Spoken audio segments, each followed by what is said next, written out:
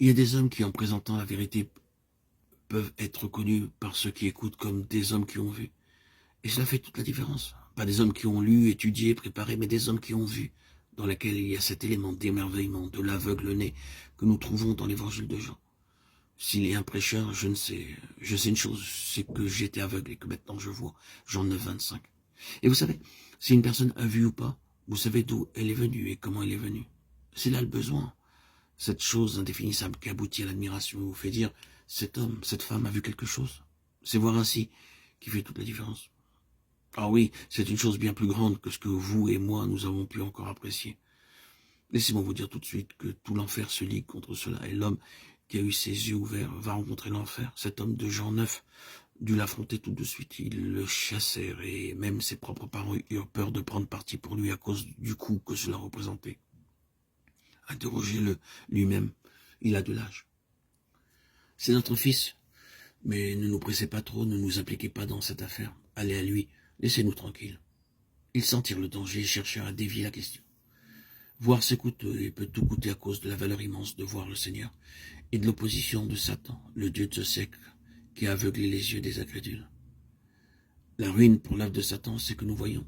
Je t'ai choisi afin que tu leur ouvres les yeux, pour qu'ils passent des ténèbres à la lumière et de la puissance de Satan à Dieu. Acte 26, 18. Satan ne va pas accepter cela, ni au commencement, ni en aucune mesure. Voir, c'est une chose énorme.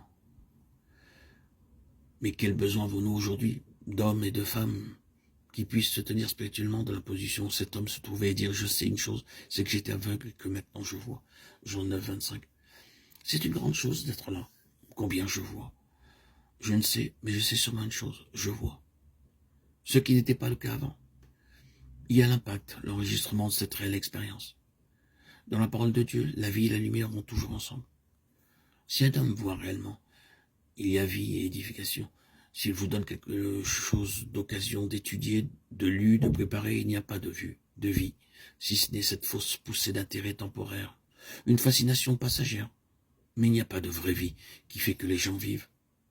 Donc, on ne plaide pas pour changer la vérité ou avoir de nouvelles vérités, mais pour qu'il y ait une vue spirituelle dans la vérité. Il est certain que le Seigneur a encore beaucoup de lumière et de vérité à faire jaillir de sa parole.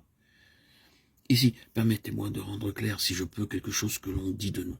Nous ne cherchons pas une révélation nouvelle et nous ne disons pas ou suggérons ou insinuons pas que nous pouvons avoir quelque chose en plus de la parole de Dieu. Cependant, nous affirmons qu'il y a encore beaucoup dans la parole de Dieu que nous n'avons jamais vu et que nous pouvons voir. Assurément, tout le monde est d'accord avec ceci, et simplement ceci. Voir.